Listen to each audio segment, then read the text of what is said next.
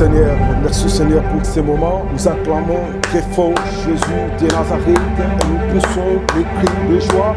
Pourquoi pas célébrer le Seigneur, Dieu très haut, avec tes acclamations. Bien-aimé, si tu es seul, tu peux pousser les cris de joie.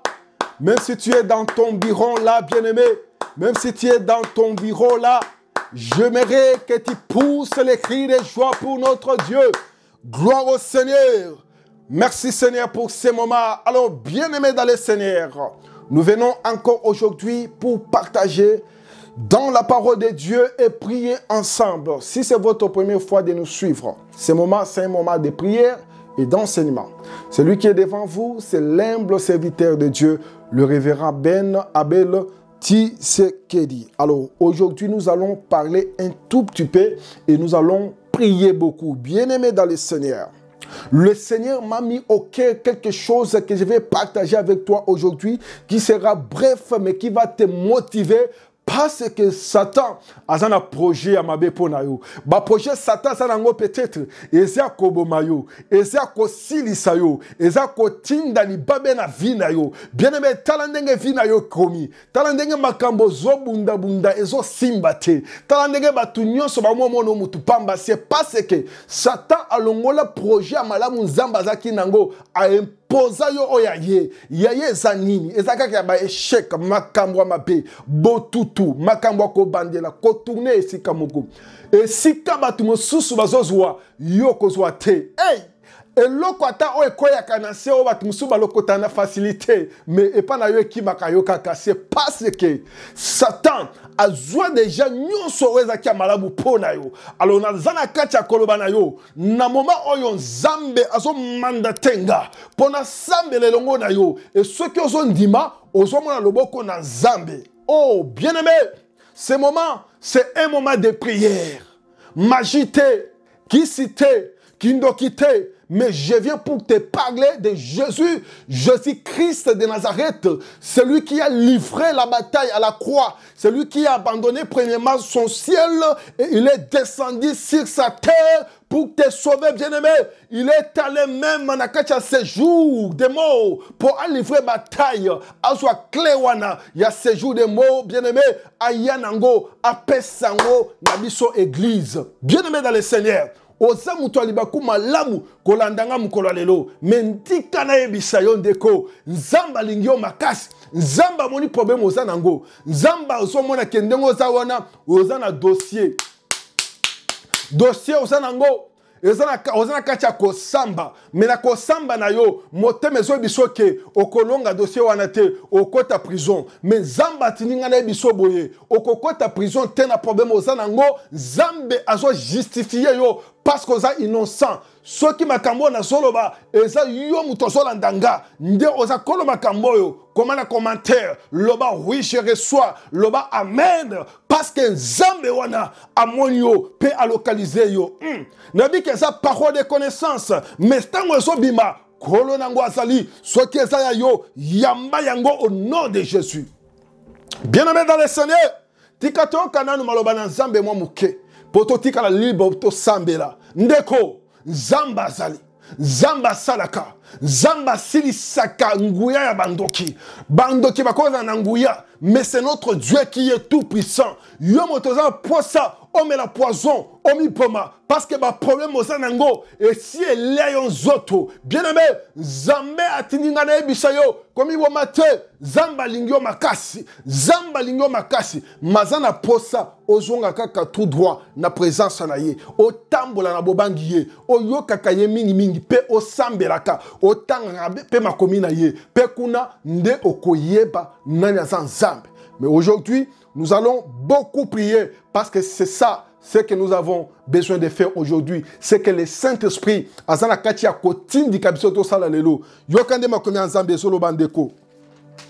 Actes des apôtres nako bando kita nazo expliquer malembe chapitre 3 le verset 1er. Pierre et Jean montaient ensemble au temple à l'heure de la prière. C'était la 9e heure. Et là qui il a prié kakande na vandia na zo biso keto sambira.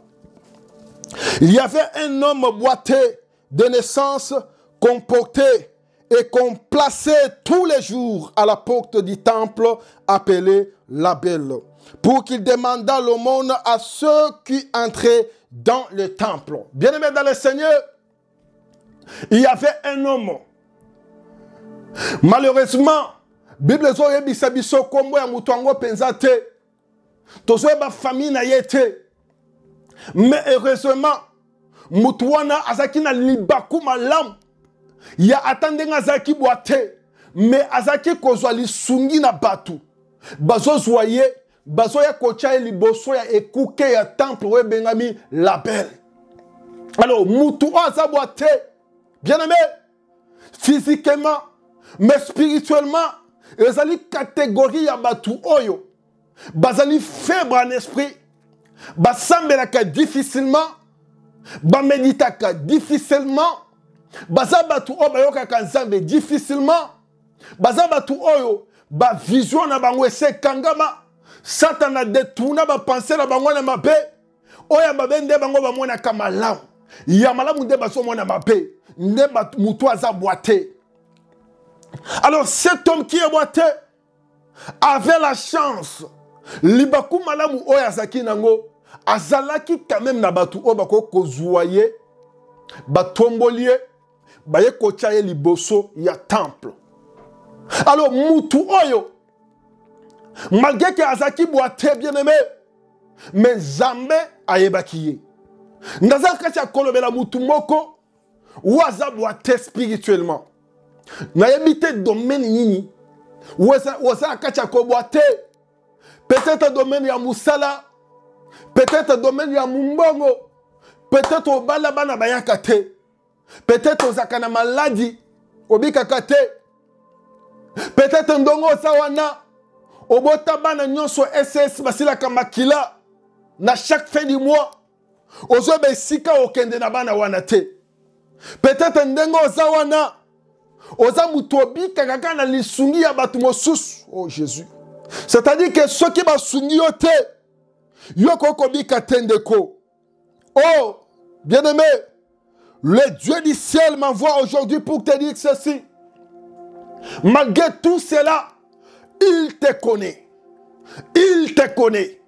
Il te connaît. Et parce qu'il te connaît, tout va changer aujourd'hui. Sois un homme de foi et sois connecté à ces choses que je suis en train de te dire. Sois un homme de foi. Crois en ce que je suis en train de te dire parce que Jésus-Christ de Nazareth est fidèle.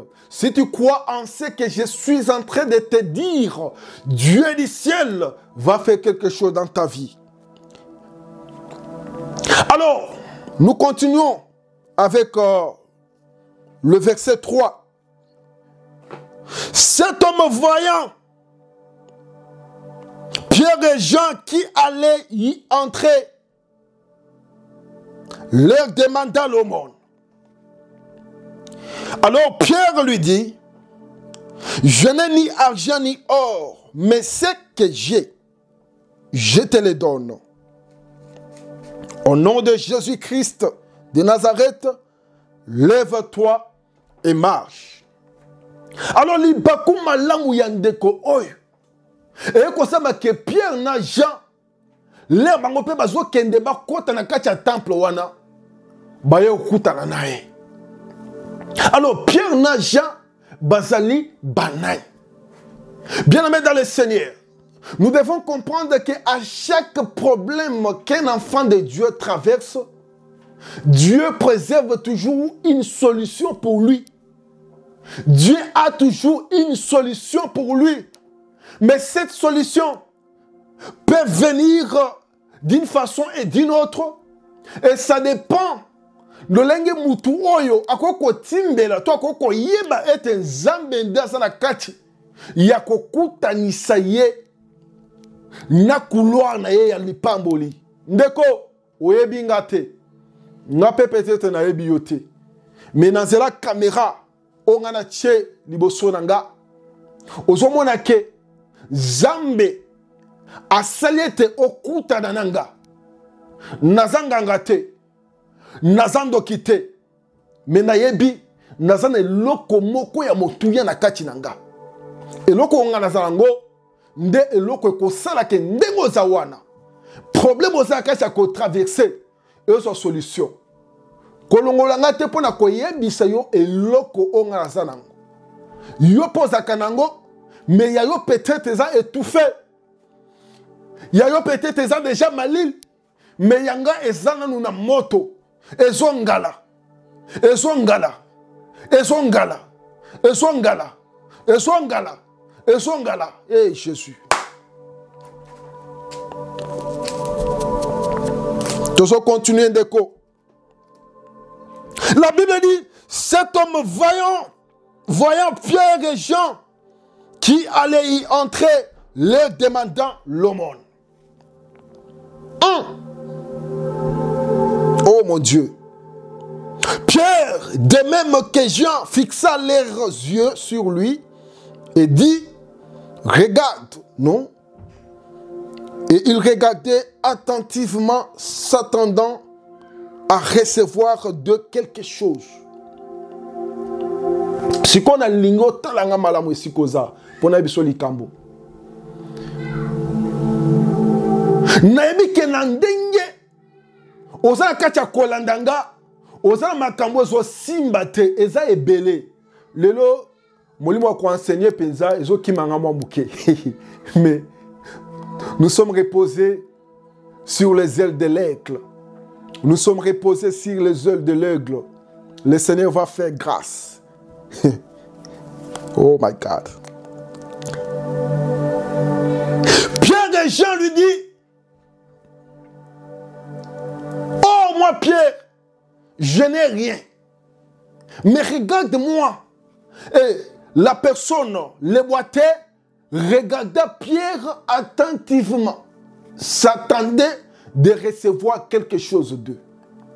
Mais cet homme, lorsqu'il demande à Pierre et Jean quelque chose, de l'aide, Pierre n'a jamais dit que Tozana n'a l'autre côté.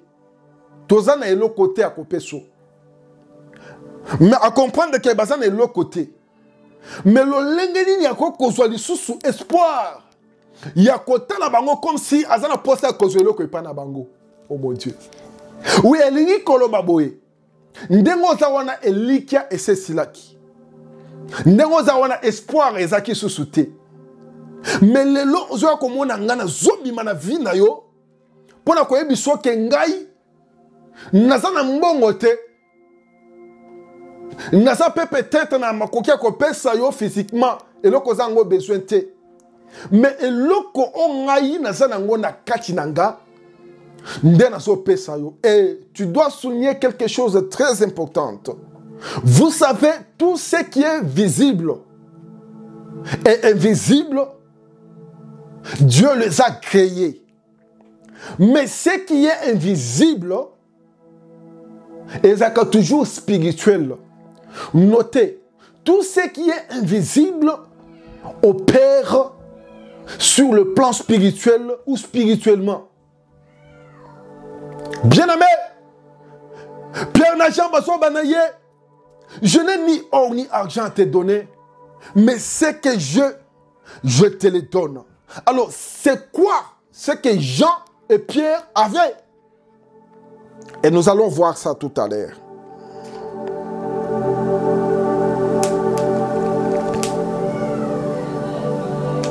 Alors Pierre lui dit, je n'ai ni argent ni or, mais ce que j'ai, je te le donne. Au nom de Jésus-Christ de Nazareth, lève-toi. Hey! Jésus. Hey! Au nom de Jésus-Christ de Nazareth, lève-toi et marche. Bien-aimé dans le Seigneur, Pierre n'a jamais émissé. Nazana eloko akopesa yo te, toto zana eloko akopesa te, mais eloko onga nazana ngolelo nazo pesa yo yango. Mais eloko ngo ezaki nini? Na phrase yo landa. Pierre azoloba, au nom de Jésus-Christ, lève-toi et marche. C'est-à-dire que eloko Pierre na jamais zaki nango, ezalaki Jésus na kati na bango. Ndengo zolandanga. Et loko ezo zanga yo na vie na yo eza Jésus. Parce que ce qu'on dit Jésus, au kozala mutu ya kimia. Ce qu'on dit Jésus, au kozana esengo. Ce qu'on dit Jésus, au kozala bien-aimé, ozana mbongo mingi te, mais nous autres nous angebungebo. Ce qu'on dit na Jésus, makambo mususu o batu bazo bunda po bazwa et so simbate mais pas na yo kozala facile. Ce qu'on dit na Jésus, ah ndeko tika bazwa nyonso me bati ke lo Jésus. Jésus azanani. Jésus c'est un fils de Dieu, c'est Dieu lui-même qui a abandonné le trône. Il est premièrement venu sur sa terre. Bible soba ki aya pona ba oya ye bango ba rejeta kaye mais yonanga tozala ki batu ya masumu. Tozala ki lokola ba olivier sauvage. Mais ye aye koya lokola ba oya ye la ki baboya ki ye. Nde aye kuzwa ngai na yo akomisi biso bana na ye. Ndeko to méritaki yangote mais tozwi ngolu wana epa na nzambe. C'est pourquoi ndengo za wana tam yo so mimona ki oza mutu amasumu yazo tala yo azo bakendima kaka solo bikaka kokomika mwana nanga oboyi masumu oboyi mabe olandinga ngape na kotambola no elongo ngape na kosala makambo minene na yo ngape na kobongisa vie na yo na kopeso kimia. Je n'ai ni argent ni or, mais ce que je te le donne. Nous avons déclaré la vie à Moutoumoko. On m'a commissaire le col à Torchon. Na Eriozolandaga. Nazananga na mongo kopé sauter. Mais spirituellement, Jésus. Alors je te donne Jésus dans le nom de Jésus. Reçois ton miracle dans le nom de Jésus. Makamwe bandako simbate. Kakande na soloba. Mwana mobali oyo wazo kota na vie na yo. Hey, Yesu Christ de Nazareth ndenga zo kota na vie na yo makambo kobongwa na ndeko Nzambe a changé ka vie ya moto. Nzambe a changé ka vie ya moto. C'est-à-dire que ozaki mutu moko sans valeur azuyo akotso na kikoso na ye sokoli yo akamati yo atomboli yo na miso banguna bazomona. Bien-aimé, David dit: tu dresses une table en face de mes adversaires. Tu réduis ma tête et ma coupe déborde. Zambe po pambola yo akolanda te ke bangula no baza pembeni na yo. Azaka nzambe pe alinga asala makambo ezomona na. Akolinga kaka na présence na bango wana. Abanda ko pambola yo. Kando ki le succès le plus succès de ta famille wana. Wacha mobeku na famille. Alors que yoko bonga te wana. Nzamba tche kitia bokonzi na ye achelo mesa abani ko wendre yo azo sopelo mafuta ya mbongo azo sopelo mafuta ko fuluka azo sopelo mafuta ya makamwa minene ya voyage ya libala ya makamwa kitoko ndoki wana vanda azo tala avanda azo tala. Et tu dois toujours comprendre que ce qui muto banda ko dominer likolo na yo azo dominer yo. Sur le plan spirituel, à Kanga Kangon à tous les quatre coins, un jour, lorsque Dieu va te bénir, Mutuana Akoume la lissusute. Parce que yondete mutokobo maye, mais bolamu on zamba ko sale la yo. Makambo komona, makambo zamba ko sale otango azo talango. Na lo lenga kansaki ke yo suki, lera sota makambo wana ndeko bomaye. Oh ndeko. La Bible dit, to continuer. Et par après, la Bible dit ceci, et le prenant par la main droite, il le fit lever au même instant. Ses pieds et ses chevilles devinrent fermes. D'un saut, il fit debout et il se mit à marcher. Il entra avec eux dans les temples, marchant, sautant et louant Dieu, parole du Seigneur. Et maintenant, ce qui m'étonne ici, c'est que cet homme, pourquoi lorsque les gens l'aidaient, il ne pouvait pas lui faire entrer dans les temples. Au lieu de jouer, petit na temple. Peut-être à koka ko sambela. Peut-être à koka pe ko mona makambu ya molimo eza ko likanaka cha temple par exemple. Mais baso joyer, baso tika ye kaka libanda liboso ya temple. C'est-à-dire, eli ko lobaboye. Mutomokili akoko sunga yo. Mais lisungi ya mutomokili na lisungi ya Nzambe izaka différent. Mutako kabelo mbongo ndeko. Lobi oye akabelo. Lobi kuna oye akabelo. Mais plus azo kabela yo, plus azo kote sa doute na motema na ye. Mukomsu okoya koye bisono ndeko na rede ope mingi mi debrouiller na ndenge na yo. Et voilà pourquoi so koza na posa lisungi. Lisungi ya solo e utake pa na Nzambe. Tika makambo kolela lela parce que na vie na yo zo mona clarté. Batu bakoko aider o c'est bien sûr. Zamba koko simba mitema batu po ba aider yo. Mais lisungi ya solo e utake pa Jésus-Christ de Nazareth. Il dit dans sa parole, si vous me cherchez de tout votre cœur, je me laisserai trouver par vous. Bien-aimé, tu pries et tu ne reçois pas de Dieu parce que tu pries mal. Le problème est que tu pries Dieu, mais tu as peut-être deux cœurs. Ozana mitema mibale. Motema ya lisumu. Na motema ya kokangama makambo Nzambe. Kaka nde tolobaka likolo moko na kati, likolo moko libanda. Yo tiki likolo musu libanda. Yo kansi weza libanda wana. Okozala makoki a contrôler yango tango koluka ozwa sata zo bende lokana otiki libanda wana ozo kende wapi tozana yo wa ochaki nyoso mibale na kati te kwani otiko libanda sekeza yanga ozomona makambu ya boyotika kata moyibo ozolinga otika te ale tozala. Vous voyez, batu ba moni kendeko oyo boite de naissance. C'est-à-dire qu'à botami aza boite. Ba moni ke aza na posa lisungi, mais lisungi ba bango ba moni ki ko pesa ye, ezaki ka kotike liboso a temple. Pona ni te boko ko senakati. Alors, c'est-à-dire que cet homme était limité. Vous savez, quand vous voulez toujours recevoir des aides venant de gens, cela veut dire que vous serez limité. Kosunga muto kosunga yo na mokilo yo parfois eko limité yo. Par exemple, tango yo makanisi no cha déjà ka ke bato ba yedakanga. C'est-à-dire que oko vivre par rapport ya eloko bato na bakopesa yo. Alors, ceux qui yo zala peut-être besoin ozala 100 $, mais mutuana ye azaka na bakoka kopeso par exemple $1. Alors, okobanda ko recevoir $1 wana moyen osala projet ozala ngo ezate.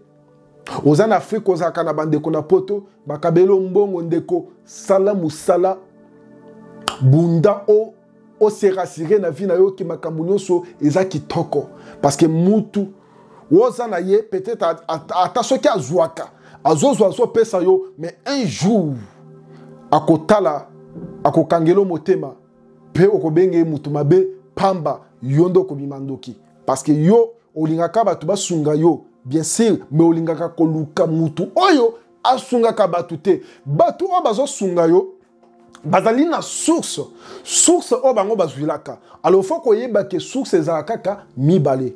Eza na source diabolique et puis eza na source de Dieu. Bon, tikanga na cha ya Nzambe liboso, po Nzambe nda za liboso. Eza na source de Dieu. Puis eza na source diabolique.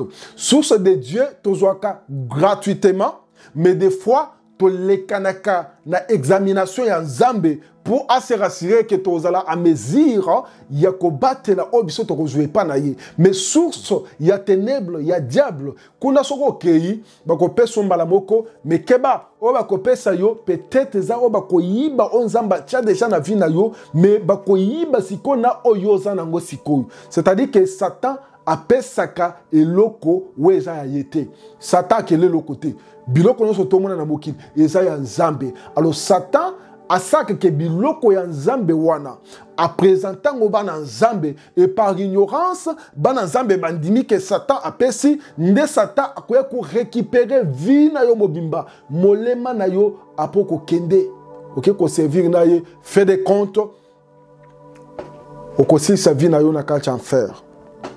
Au lieu de demander de l'aide auprès des humains, cherche Dieu et demande à Dieu bien-aimé. Parce que Dieu dit dans sa parole, c'est la bénédiction de l'Éternel qui fait enrichir. Hein? O elandisaka ma bete ba chagrin te makambo ma bete kaka ya nzambe me ya mokili ya satana akopesa na loboko oyo abendele yango na loboko oyo apesio koto récupérer yo ndeko tika ko lukali sungie pa batu. Pour finir, parce que je vais compris, je vais dire ceci. Nazaki na communauté moko munene yibani. Je fus élève à l'époque. Nasa kolanda mutu na nzambe moko atombwami soki tokotanga basala nzambe minene basa en Afrique, précisément au Congo, tokotanga mutu na nzambe wana. Alors un jour nazaki na mwa mikakatano pona kofuta ba frère nanga scolaire. Alors nakei koyebisa yendeko mutu na nzambe okoko edenga te pona kende naza mwa difficulté mikolo yo nakende kofuta Minerval ndeko wana yebisinga ça va problème ezatenga na zalaka aw yo sale photo kutana soki to kutani na kopesa yo zango besoin mais na zalaka ka aw en église aw mais tant nazo kende na lali nazo zwa vision nzamba zo talisanga nazo kende na ndaku ya mutu na nzambe wana à l'époque akoko zala millionnaire. Alors tant nazo kota na kati ya ndaku ya un millionnaire nazo mona ba mesa moko ya mabaye se toboka et pasuka ezala ba poussière nazo mona ba kiti moko ese beba ezala poussière ndena kochi nga bandi ko mitu na lobi mais mutu na nzambe oyo nga na yebiye Asana mbongo mingi, mais ndako na yenzo kande zakaboui. Et par là, j'ai entendu une voix comme le son d'une trompette. Une voix qui me dit, tu vois, au lieu de me demander moi, qui donne à tout le monde, bato nyonso monaka ngane na pesaka. Yozo kende ko senga na mutu. Mais tala ye moko na ndenga zali. Tala ye moko moni ndenge zali. Bima wa kende kolukanga. Bien-aimé dans le Seigneur. Et à l'époque, Nazaraki vit sans griffe. Ozo besiko konyatate, ozo ba te obandela wapi osuka wapi. Musa na yo ezako mataka bangomba, kolalaka na ba église, kolukaka nzambe. Et c'est par là que j'ai compris que c'est-à-dire que ngai na ke ko senga na esika moko boye weza source te zoka source za kande nzambe. Oh bien-aimé dans le Seigneur tikato sambela. Naza kacha koloba ndeko. Likambo nini ozo tungisa vie na yo, oh mon Dieu. Likambo nini oyo lukali sungi na bato mokili me simba te. Nalingi to luka nzambe siko zali tombola baboko likolo bande kobela nzambe loba na ye nzambe na bikamwa na pusani liboso na yo zamba lola naza boite nazo kokate batu basunganga pe mwa mingi me lisungi ya batu ezoko kisaka posa nga te za ezoko kisanga posa nga te na pona la takaso basunginga pona lia kolia o kaka so basunginga pona tangisa bana kaso basungingai soki na tamboli nzambe na nguya nazo mona batu mosusu babonga na vi batu mosusu bazako tambola bilongi na bango eza na esengo me ngai esengo na ngai esekenda kala elonge kuba nyonso nzambe pona makambo nga zango na motema. Oh Jésus, telema na vinanga, telema na vinanga. Bien-aimé, bandako sambela, lobana zamba telema. Bela yendeko, luka yendeko, lobana zambe, telema na vinanga, mimoni sans zambe nanguya, au nom de Jésus-Christ. Yokandeko, zamba zana kacha kotia maloba, na motema nanga pona yebisa yoboye. Cet homme qui était moité, la Bible dit, il était boité de naissance. C'est-à-dire que abotami aza mwana, bébé, mais oyaza innocent. Mais kolandisama peut-être makambo bato babotaki yewana. Baboti na yeba salaki, nde mwana a se retrouvé boité toute sa vie. Mais parce que Nzambe a yeba qui est un jour, parce que dans la vie des humains, il y a toujours un jour, bien-aimé. Un jour, nayo, ezalelo. Le Seigneur me dit, il faut que tu es boité. Mais il va te dire que tu es boité, bien sûr. Mais sache que tu es innocent, parce que tu es boité de naissance. Oza boité parce que, okenda kozwa mwasa mutunde babuki o lokolo. Mais oza boité parce que makambu o basala na vie na yo, yangonde esala ke yo bima boité. Utali bumwa mama na yo, yo kanga na ebisa yo, boite na molimo li ko tali saboye, muto zo sala makambu, me basi bakanga ye bandakala, azaka na makokite akosala makambu ne batu basala kayango, bisika batu musu bakozwa, ya kozwa te, parce que za boite spirituellement, atako batu musu bakobala, ya kobala kate, atako batu musu bakobongaka, ya kobongate, atako batu musu bakotanga bakosisa classe la bango, ya tanga kate. Oh bien-aimé dans le Seigneur, nengo zawana, tema ke oza innocent, oyebi kindo kite, oyebi kisite, me makambo zo komela yo, eza pona motema mabe, yabatu, bakoko ya bakoko na yo, makambo baloba, avant yo yabasaka, balongola bilamba, bakenda na balilita, basaka, bazwa ba mai moko epola batu bakufa, balatisa mama na yo na zoto, avant yo bima, yo yeko bima, oza boite, oza muto alibabe, muto abongaka na vite, oh le Seigneur m'envoie pour te dire ceci, belela ye bien-aimé, banda ko kata singa ya condamnation à famille. Maloba nyoso maloba, yamba moto na kombo na Yesu. Maloba nyoso maloba na vina yo. Banda ko yamba moto ndeko. Maloba netika yo. Maloba netika yo. Betama bako sambela, loba na Zambe. Loba na Zambe, alliance nyoso, yamolili, wesa mapona nga. Wesa mapona libota nanga. Attention ke za bakoko ya bakoko. Nde babima baloba makambwana. Etika la tilelo. Ezo sala musala. Mengana telemi. Parce que Nzambe aye bingai. Nzambe aye bingai. Na plan ya Nzambe. Uta éternité. Bisika salanga. Aso reconnaître molimo nanga. Et voilà pourquoi la telemi. La telemi le la boîte physiquement. Mais la so telema le la boîte spirituelle. Mais qui a le Saint-Esprit de Dieu? Mais qui sait se libérer? Et voilà pourquoi je déclare que toutes les paroles négatives prononcées, déclarées dans ma vie pour le chèque, bakamwe simbakate, nazaka mutami lelo, bisika batoaso bonga, ngana bonga kate, maloba wana, na mutaloba yango, ayamba moto, apebi saba, na bien aimé beta maboko, ndeko, pelisa moto na zoto na yo.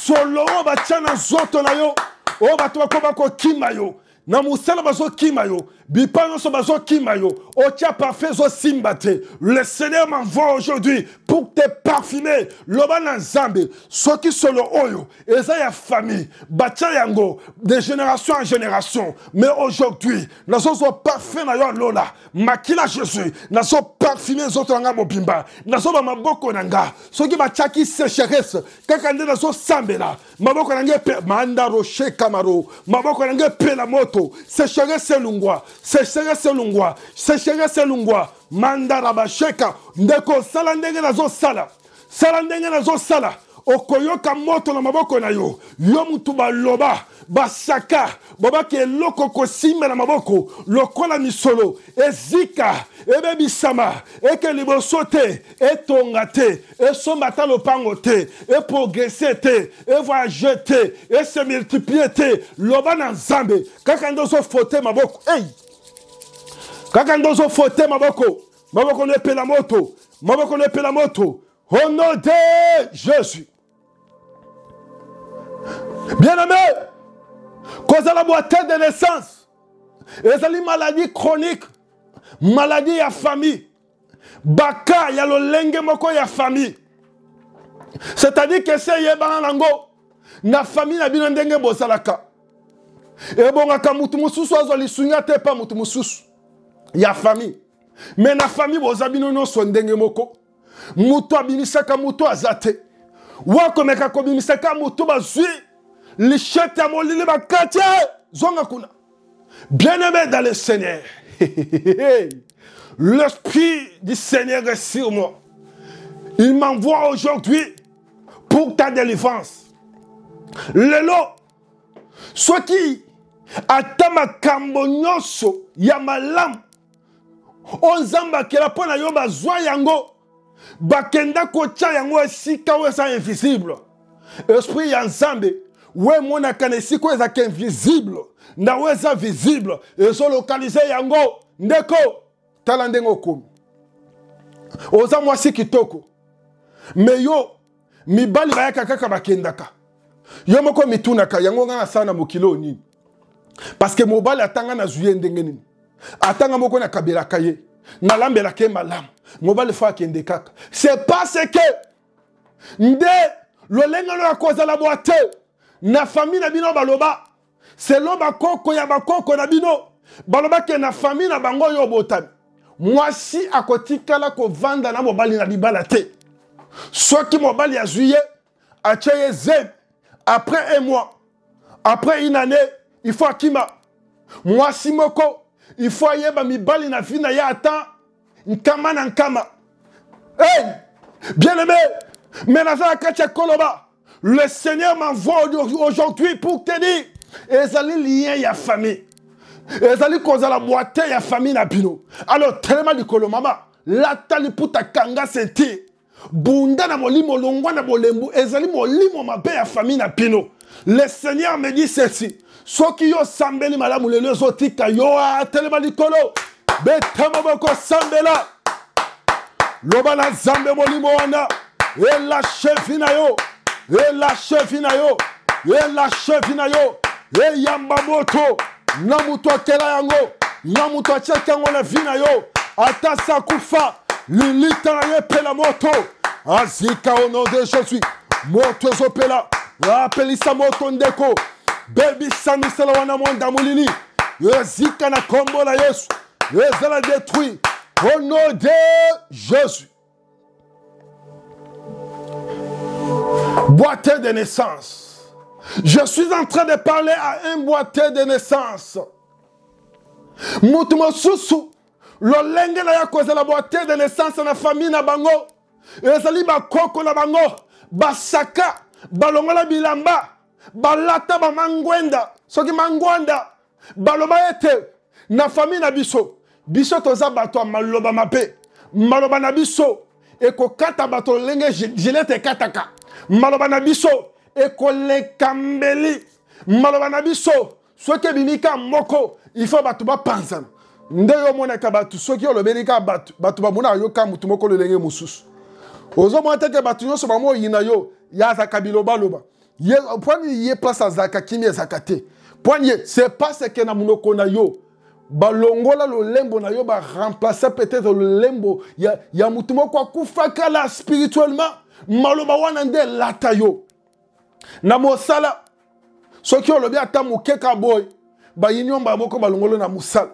Alors loba na zambe maloba nyoso de génération en génération oba tikela biso maloba ya molili maloba ya malédiction ya blocage ya sécheresse maloba ya impudicité maloba we kabola kabato maloba we tikela kosangisa te maloba wana na ndenge na zoloba e yamba moto oh pelisa moto. Et yamba moto no puissant de Jésus. Moto na zambe pela. Au nom puissant de Jésus. Au nom puissant de Jésus. Au nom puissant de Jésus. Au nom de Jésus-Christ. Yo kangandeko. Zamba soloba boy. A soloba. C'est la bénédiction de l'Éternel qui fait enrichir. C'est-à-dire que ceux qui nzambe a pambolio, li pambolana ezo kaukate.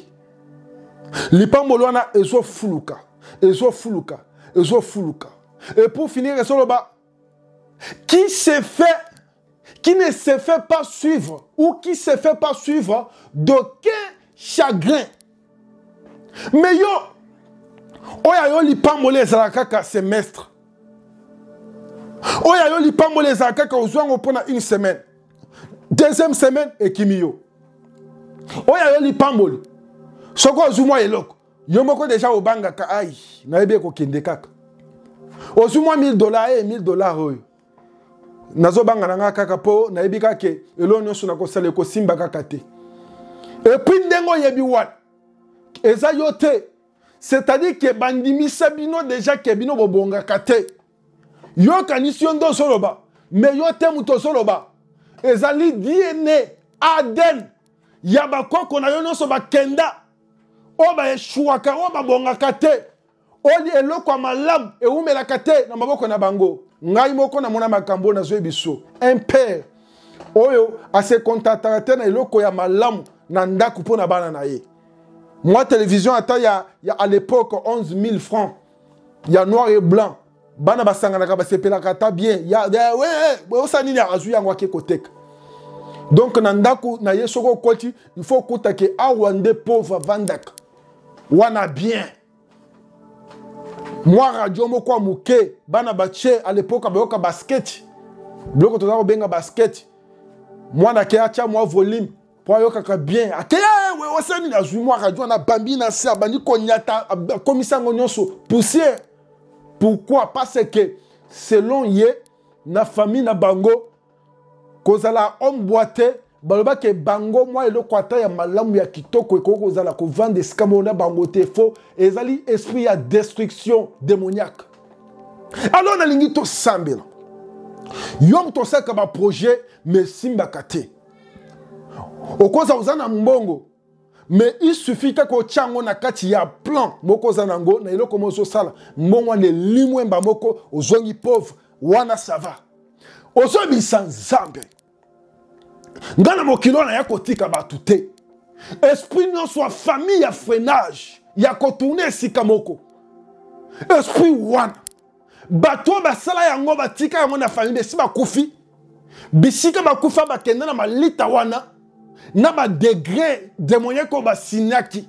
Mais awa nazo sambela na za mutu te na za molimo.